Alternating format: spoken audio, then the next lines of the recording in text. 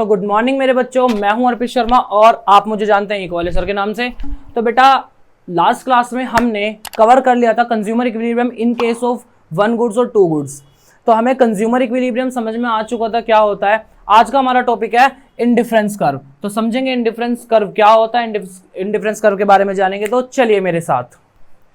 तो कैसे हो, आ जाओ भाई इंडिफरेंस कर्व पे। तो टॉपिक है हमारा इंडिफरेंस कर्व। सबसे पहले मतलब समझेंगे इंडिफरेंस का। देखो इंडिफरेंस का मतलब क्या होता है, ये दो शब्दों से बना है, इनको अलग कर दो, डिफरेंस को अलग कर दो। डिफरेंस का मतलब होता है अलग अलग चीजें। आई बात समझ में? अलग अलग। डिफरेंस का मतलब आपको पता है what is the difference between, इन दोनों में अलग अलग चीजें क्या है। तो और इंडिफरेंस का मतलब होता है एक ऐसे कुछ ऐसे कॉम्बिनेशंस, कुछ ऐसी चीजें, कुछ ऐसी वस्तुएं जिनमें एक व्यक्ति, एक कंज्यूमर, एक उपभोक्ता अंतर ना कर पाए, सेम सेम दिखने वाली चीजें। जैसे कि एक पेन ए है और एक पेन बी है। एक पेन ए 5 रुपए का है, एक पेन बी 50 रुपए का है, लेकिन काम क्या उनका लिखना ही है ना। तो जब मुझे लिखना होगा तो मैं उनमें भेद नहीं करूंगा, मैं कोई सा भी उठा के फटाफट लिख दूंगा। क्या है, दोनों सेम सेम है, बोलते हैं सेम सेम बट डिफरेंट। आजकल गाना भी चल रहा है ना। तो वही है इंडिफरेंस का मतलब, एक ऐसी सिचुएशन, एक ऐसी स्थिति जहां पर एक व्यक्ति किसी भी दो वस्तुओं में डिफरेंस ना कर पाए, जहां पर वो कंफ्यूज हो जाए कि मैं ये कंज्यूम करूं या फिर मैं ये कंज्यूम करूं। आई बात समझ में? चलिए भाई। और कर्व का मतलब क्या होता है? कर्व का मतलब होता है उन्हीं कॉम्बिनेशन या उन्हीं चीज की जब हम रिप्रेजेंटेशन कर्व पे कर देते हैं कुछ भी। आई बात समझ में? इसको हम बोलते हैं, ग्राफ पर कर देते हैं, इसको हम बोलते हैं कर्व। सिंपल है भाई। तो हमें कर्व भी पता चल गया, हमें इंडिफरेंस भी पता चल गया। लेकिन अब आगे समझते हैं प्रॉपर कैसे होता है। चलिए मैं एक एग्जांपल के साथ समझा देता हूं। मान लीजिए ये व्यक्ति है, दो दोस्त हैं ये, ठीक है। ये मिस्टर ए है और ये मिस्टर बी है। इनके पास दो चीजें हैं, इनके पास दो चीजें हैं। क्या है? गुड एक्स और गुड वाई। दो चीजें हैं, गुड एक्स और गुड वाई। चलिए भाई समझना जरा बात को। गुड एक्स की 1 यूनिट है और गुड वाई की कितनी यूनिट है? मान लीजिए चलो 15 यूनिट है, ठीक है। और इन दोनों से ये हो गया एक कॉम्बिनेशन, ये हो गया ए कॉम्बिनेशन। क्या हो गया? ए कॉम्बिनेशन, ठीक है। और यहां पर हमें इससे 100 यूटिलिटी मिल रही है। क्या मिल रही है? 100 यूटिलिटी मिल रही है। अब समझना जरा एक बात को ध्यान से। देखो अब क्या हुआ, मान लीजिए हमें क्या करना है, हमें एक गुड्स को और ज्यादा कंज्यूम करना है। हमारे पास दो गुड्स है, गुड एक्स और गुड वाई। हम क्या चाहते हैं, हम एक दूसरा कॉम्बिनेशन बनाना चाहते हैं जिसमें हम गुड एक्स की 2 यूनिट कंज्यूम कर रहे हैं। गुड एक्स की 2 यूनिट कंज्यूम कर रहे हैं। तो जब हमें गुड एक्स की 2 यूनिट कंज्यूम करनी है तो भाई एक मान लीजिए, एक ध्यान से देखना इधर, ये एक जार है, इसके अंदर पानी ऊपर तक भरा हुआ है। अगर हम इसके अंदर कुछ सामान डालना है तो हमें इस पानी को बाहर निकालना पड़ेगा ना, जो इसके अंदर पहले से है। समझ में आ रहा है? तो हम क्या करेंगे, देखो हमें 100 यूनिट्स रखनी है, 100 यूटिल्स मिलनी है। सिंपल है। एक वस्तु यहां कंज्यूम कर रहे थे, 15 यहां पर कर रहे थे। हमने इसकी 1 यूनिट बढ़ा दी तो इसकी क्या करेंगे, कम कर देंगे। हमने इसकी क्या करी, 1 यूनिट, सॉरी हमने इसकी यूनिट कम कर दी। लो हमने इसकी यूनिट कर दी 10। अब हमें मिल रही है इससे 100 यूटिलिटी। कितनी मिल रही है इससे? 100 यूटिलिटी। आई बात समझ में या नहीं आई? क्लियर है ये चीज? समझ आ रहा बात को। अब हमें तीसरा कॉम्बिनेशन बनाना। हमने इसकी एक और यूनिट बढ़ा दी। अब हमने इसकी कितनी यूनिट कम कर दी? 4 यूनिट कम कर दी। अब क्वेश्चन ये आता है कि सर आपने पहले कॉम्बिनेशन में चेंज करते समय 5 यूनिट कम करी, दूसरे कॉम्बिनेशन में 4 यूनिट कम करी, और तीसरे कॉम्बिनेशन में जब हम बनाएंगे तो हम क्या कर देंगे, सिर्फ 3 यूनिट कम करेंगे। आई बात समझ में? मैं एक बार कॉम्बिनेशन बना देता हूं, फिर मैं आपको समझाता हूं इसका कॉन्सेप्ट। 5 यूनिट पर हम 2 और 6 यूनिट पर हम क्या कर देंगे, 0। सॉरी, हाँ 1, ठीक है। हमारे पास कॉम्बिनेशन आ गए A B C D E F। आई बात समझ में? इन सब से 100 यूटिलिटी मिल रही है। सर ये क्या हो गया, सर क्या मजाक है ये? क्यों भाई? क्योंकि आपने पहले 5 यूनिट कम करी, फिर 4 करी, फिर 3 करी, फिर 2 करी। ऐसा क्यों किया सर आपने? चलिए भाई इसका एक बहुत सिंपल सा रीजन है, देखेंगे। मैंने तुम्हें एक लॉ पढ़ाया था इससे पहले वाली वीडियो में, नाम है लॉ ऑफ DMU। क्या नाम है? Law of DMU। आई बात समझ में? Law of DMU। क्या बताया था लॉ ऑफ DMU के बारे में? मैंने बताया था लॉ ऑफ DMU क्या होता है, law of diminishing marginal utility. यानी कि जब हम किसी चीज को ज्यादा कंज्यूम करते हैं उससे मिलने वाली यूटिलिटी कम होती चली जाती है। समझना जरा बात को।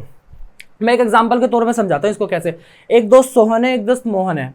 सोहन के पास 5 सेब है और मोहन के पास क्या है, बनाना है। इसको मैं इस तरीके से बता देता हूँ। देखो, सोहन के पास 5 एप्पल है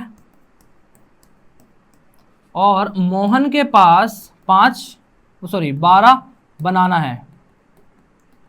अब मोहन ने बोला सोहन से कि सोहन मेरे को 1 एप्पल दे दे, 1 एप्पल दे दे। इसने कहा ठीक है भाई, मैं तेरे को 1 एप्पल दे दूंगा, तू मुझको 5 बनाना दे दे। ठीक, उसने कहा ठीक है चलो दे देते हैं। तो हमारा चेंजिंग रेशियो कैसा बना, 5:1। 1 को पाने के लिए 5 को उसने छोड़ दिया। अब दोबारा इसने यही बोला अगले दिन कि भाई मुझे दोबारा से क्या कर दे, 1 एप्पल दे दे। इसने दोबारा बोला 5 बनाना, लेकिन इसने अब की बार क्या बोला, इसने कहा नहीं मैं नहीं दूंगा 5 बनाना। क्यों नहीं दूंगा भाई 5 बनाना, मैं इस बार 4 दूंगा। कितने दूंगा, 4। ऐसा क्यों बोला उसने, समझना जरा बात को। देखो, जब उसने पहला सेब कंज्यूम करा, उससे इसको मान लीजिए एक्स, वाई और जेड यूटिलिटी मिली। लेकिन जब ये दूसरी यूनिट क्या कहते हैं कंज्यूम करेगा, तो X, Y, Z minus something, इसका मतलब कुछ ना कुछ यूटिलिटी कम मिलेगी। मैंने क्या बताया था, पहली यूनिट से जब दूसरी यूनिट किसी भी सेम वस्तु की कंज्यूम करते हैं तो उससे मिलने वाली यूटिलिटी कम होती है। आई बात समझ में। तो जब इसको सेटिस्फेक्शन कम मिलेगी तो ये बनाना भी तो कम सेक्रीफाइस करेगा। बिल्कुल सही बात है। तो अब आप बोलोगे तो सर फिर सोहन पागल थोड़ी ना, वो कम बनाना क्यों लेगा भाई। अब चीज को समझना, सोहन ने पहले 5 केले कंज्यूम करे। अब दोबारा से जब केले कंज्यूम करने की बात आई तो बेटा सोहन को भी तो बनाना में कम यूटिलिटी मिलेगी जब दूसरी बार कंज्यूम करेगा, तो आया ना। तो इसकी वजह से जब हमने सेक्रीफाइस किया इसको, तो जो रेशियो हमारे पास निकल कर आया वो अपने आप कम हो गया। क्योंकि ठीक है भाई, आई एक्सेप्ट, मेरे को कम केले देना चाहता हूं मैं, क्योंकि मुझे एप्पल से कम सेटिस्फेक्शन मिली। सामने वाले ने एप्पल बनाना क्यों कम लेने के लिए मान गया, क्योंकि भाई उसको भी तो बनाना से कम यूटिलिटी मिली है। इसलिए जो रेशियो बना कैसा बना, 4:1। दोबारा 3:1, 2:1। आई बात समझ में या नहीं आई। जैसा कि यहां पर बना है, कैसे बना है, फर्स्ट इसमें कुछ नहीं है, सेकंड में 1 यूनिट को पाने के लिए 5 यूनिट सेक्रीफाइस करी, फिर 4 यूनिट सेक्रीफाइस करी, फिर 3 यूनिट सेक्रीफाइस करी, फिर 2 यूनिट और फिर 1 यूनिट। यानी कि ये जो रेशियो हो गया, कैसा बन गया, डिक्रीजिंग। कैसा रेशियो बन गया, डिक्रीजिंग रेशियो बन गया। इस रेशियो को क्या बोलते हैं, इसको बोलते हैं MRS। चलिए बात कर लेते हैं थोड़ी सी फटाफट से MRS की, ठीक है। MRS, marginal rate of substitution. Substitution का मतलब क्या होता है भाई, सब्स्टिट्यूशन का मतलब होता है एक वस्तु के स्थान पर किसी दूसरे वस्तु को यूज करना। मार्जिनल का मतलब क्या होता है भाई, मार्जिनल का मतलब होता है एडिशनल। क्या होता है भाई, एडिशनल। यानी कि जब हम किसी एक यूनिट को ऐड कर रहे हैं, किसी एडिशनल यूनिट को पाना चाहते हैं, किस रेट पर हमने चीजों को सब्स्टिट्यूट करा है, आई बात समझ में, उसी को हम बोलते हैं marginal rate of substitution. Marginal rate of substitution. और ये रहा हमारा मार्जिनल रेट ऑफ सब्स्टिट्यूशन, ये रहा। कैसा है marginal rate of substitution, decreasing है। चलिए इसकी बात बाद में करेंगे, बात करते हैं अब इसकी, ठीक है। ये थे हमारे combination, A combination, B, C, D, E. अब ये सारे कॉम्बिनेशन ऐसे हैं, ये सारे कॉम्बिनेशन कुछ इस तरीके के हैं कि इनसे मिलने वाली जो यूटिलिटी है वो क्या है, सेम है। कैसी है, सेम है। आई बात समझ में या नहीं आई। तो चाहे कंज्यूमर एक कंज्यूम करे, बी कंज्यूम करे, सी कंज्यूम करे, डी कंज्यूम करे, ई कंज्यूम करे या फिर एफ कंज्यूम करे, जो यूटिलिटी है वो क्या है, सेम मिलेगी। यूटिलिटी क्या है, सेम मिलेगी। आई बात समझ में। अब इन्हीं कॉम्बिनेशंस को अगर मैं इन्हीं कॉम्बिनेशंस को ग्राफ पर पुट ऑन कर दूं, क्या कर दूं, ग्राफ पर डाल दूं, तो उसको हम नाम दे देंगे इंडिफरेंस कर्व, आईसी कर्व। आई बात समझ में। मान लीजिए गुड एक्स है और ये गुड वाई है। आई बात समझ में या नहीं आई।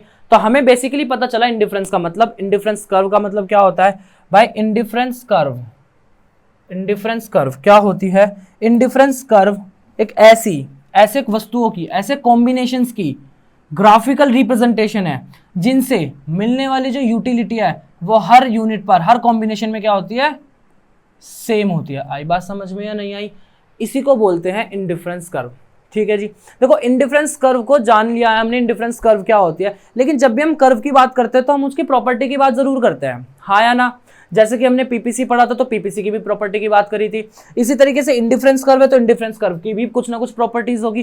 तो नेक्स्ट वीडियो में हम इंडिफरेंस कर्व की प्रॉपर्टीज के बारे में पढ़ेंगे। अभी हमने इंडिफरेंस कर्व जान लिया, इंडिफरेंस कर्व क्या होता है, हमने एमआरएस जान लिया, एमआरएस क्या होता है। आई बात समझ में या नहीं आई? चलिए नेक्स्ट वीडियो के लिए वेट करेंगे, तब तक के लिए इंडिफरेंस कर्व रिवाइज करेंगे और वीडियो को ज्यादा से ज्यादा शेयर करेंगे और चैनल को सब्सक्राइब करेंगे और वीडियो को लाइक करना मत भूल जाना।